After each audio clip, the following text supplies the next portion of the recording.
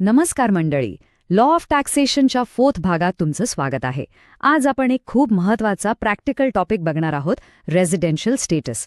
तुम्ही भारताचे सिटिझन आहात म्हणजे तुम्हाला भारतात टॅक्स द्यावाच लागेल असं नसतं. इन्कम टॅक्स सिटिझनशिपवर नाही, तर तुम्ही किती दिवस भारतात राहता म्हणजे तुमचा स्टे इन इंडिया त्यावर ठरतो. चला सेक्शन 6चे हे रूल्स एकदम सोप्या भाषेत डिकोड करूया. हा आहे सगळ्यात मोठा मिथ बस्टर. एक्झाममध्ये हा पॉइंट नक्की लिहा. सिटिझनशिप आणि रेसिडेन्शियल स्टेटस हे दोन पूर्णपणे वेगळे कॉन्सेप्ट्स आहेत. म्हणजे बघा, एखाद्याचा पासपोर्ट कुठलाही असो, इन्कम टॅक्स लॉला त्याने काहीही फरक पडत नाही. फरक फक्त एका गोष्टीने पडतो, तो म्हणजे तुमचा भारतातला मुक्काम. हीच ती की आहे जी तुमचा टॅक्स स्टेटस ठरवते. तर मग आज आपण काय काय बघणार आहोत? सगळ्यात आधी नागरिकत्व आणि रहिवासी यातला फरक समजून घेऊ. मग रेसिडेंट कसं बनायचं, त्याचे बेसिक कंडिशन्स काय आहेत ते पाहू. त्यानंतर त्यातले महत्त्वाचे अपवाद जे परीक्षेला येतात. मग जर तुम्ही रेसिडेंट असाल तर तुम्ही आरओआर आहात की आरएनओआर हे कसं ठरवायचं. आणि शेवटी परीक्षेसाठी एक क्विक समरी. चला तर मग सुरू करूया. चला आपल्या पहिल्या सेक्शनकडे वळूया. नागरिकत्व विरुद्ध रहिवासी. टॅक्ससाठी हा सगळ्यात महत्त्वाचा फरक आहे, हे लक्षात ठेवा. म्हणजे बघा, एक अमेरिकन सिटिझन जो कामासाठी किंवा इतर कारणांसाठी भारतात पुरेसे दिवस राहतो, तो टॅक्सच्या नियमानुसार रेसिडेंट असू शकतो. आणि त्याचवेळी एक इंडियन सिटिझन जो नोकरीसाठी परदेशात राहतो, तो नॉन रेसिडेंट म्हणजे एनआरआय ठरू शकतो. हे सगळे ठरतं इन्कम टॅक्स ॲक्टच्या सेक्शन 6च्या नियमांवरून. त्यामुळे पासपोर्टचा रंग आणि टॅक्सचा संबंध जोडायचा नाही. आता आपण दुसऱ्या आणि सगळ्यात महत्त्वाच्या सेक्शनकडे जाऊया. रेसिडेंट बनण्यासाठी काय करावं लागतं? तर सेक्शन 6(1) हा पहिला दरवाजा आहे, जो आपल्याला पार करायचा आहे. तर मग प्रश्न हा आहे की इन्कम टॅक्स कायदा एखाद्या व्यक्तीला रेसिडेंट नक्की कसं ठरवतो? याचं उत्तर 2 सोप्या बेसिक अटींमध्ये दडलेलं आहे. भारतात रेसिडेंट बनण्यासाठी लॉ आपल्याला 2 ऑप्शन्स देतो. या 2 पैकी कुठलीही एक एनीवन बेसिक कंडिशन पूर्ण करायची आहे.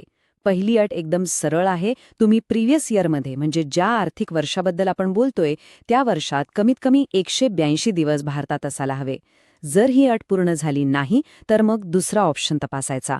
तो म्हणजे प्रिव्हियस इयरमध्ये कमीत कमी 60 दिवस अँड त्याच्या आधीच्या 4 वर्षांत मिळून टोटल 365 दिवस भारतात राहायला हवं. एकतर 182 दिवस किंवा 60 अधिक 365. हे परत एकदा लक्षात घ्या. दोन्ही अटी पूर्ण करायची अजिबात गरज नाही. पहिली अट किंवा दुसरी अट कोणतीही एक जरी पूर्ण झाली तरी ती व्यक्ती रेसिडेंट मानली जाईल. आणि मग याचं दुसरं टोक म्हणजे जर एखादी व्यक्ती या दोन्हीपैकी एकही अट पूर्ण करू शकली नाही तर काय? तर ती व्यक्ती आपोआप नॉन रेसिडेंट म्हणजेच एनआरआय बनते. सोप्पं आहे.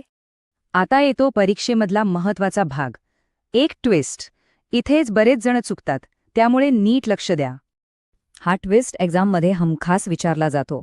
लक्षात ठेवा, जर एक इंडियन सिटिझन नोकरीसाठी म्हणजे for the purpose of employment भारताबाहेर जात असेल किंवा इंडियन शिपचा क्रू मेंबर म्हणून बाहेर जात असेल तर त्यांच्यासाठी नियम थोडे वेगळे आहेत. जी दुसरी 60 दिवसांची अट आपण बघितली ना, ती त्यांना लागूच होत नाही. या खास व्यक्तींसाठी दुसरी कंडिशन म्हणजे ती 60 अधिक 365 दिवसांची, ती सरळ कॅन्सल होते. त्यांना रेसिडेंट बनायचं असेल तर त्यांच्याकडे फक्त एकच पर्याय उरतो, तो म्हणजे 182 दिवसांची पहिली अट पूर्ण करणे. No other option. बरं, आता समजा एखादी व्यक्ती रेसिडेंट बनली, मग गोष्ट इथेच संपते का? नाही. आता दुसरा दरवाजा येतो. सेक्शन 6(6). व्यक्ती रेसिडेंट आहे, पण ती ऑर्डिनरीली रेसिडेंट आहे की नॉट ऑर्डिनरीली रेसिडेंट, म्हणजे आरओआर आहे की आरएनओआर. आता जर व्यक्ती रेसिडेंट ठरली तर तिला पुढे 2 प्रकारात विभागलं जातं.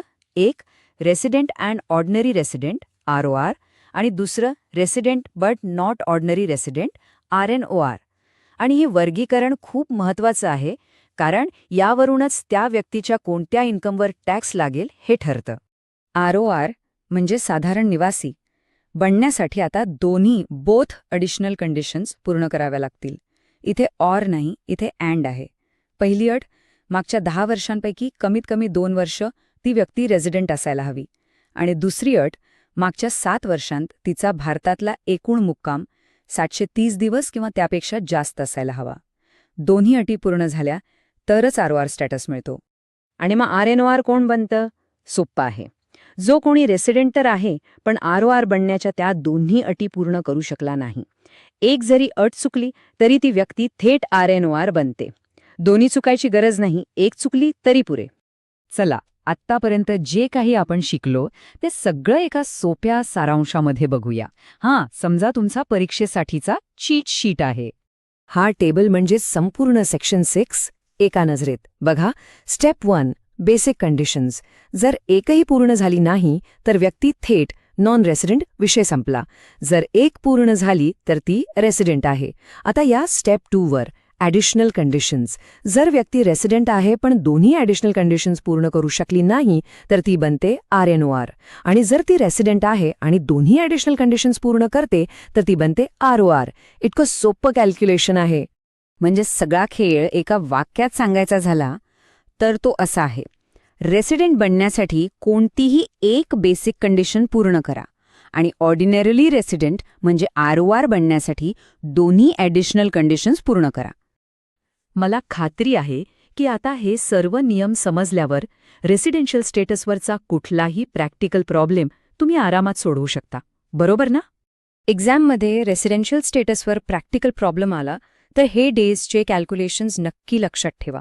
या टॉपिकचे पूर्ण नोट्स आपल्या टेलिग्राम चॅनलवर अपलोड केले आहेत. लिंक डिस्क्रिप्शनमध्ये आहे, नक्की चेकआउट करा. जर हे कॅल्क्युलेशन समजले असतील तर व्हिडिओला लाईक करा, लॉ माइंडेड DNMला सबस्क्राईब करा आणि कमेंट्समध्ये सांगा तुम्ही रेसिडेंट आहात की non resident. Keep learning, stay legal. जय हिंद, जय महाराष्ट्र.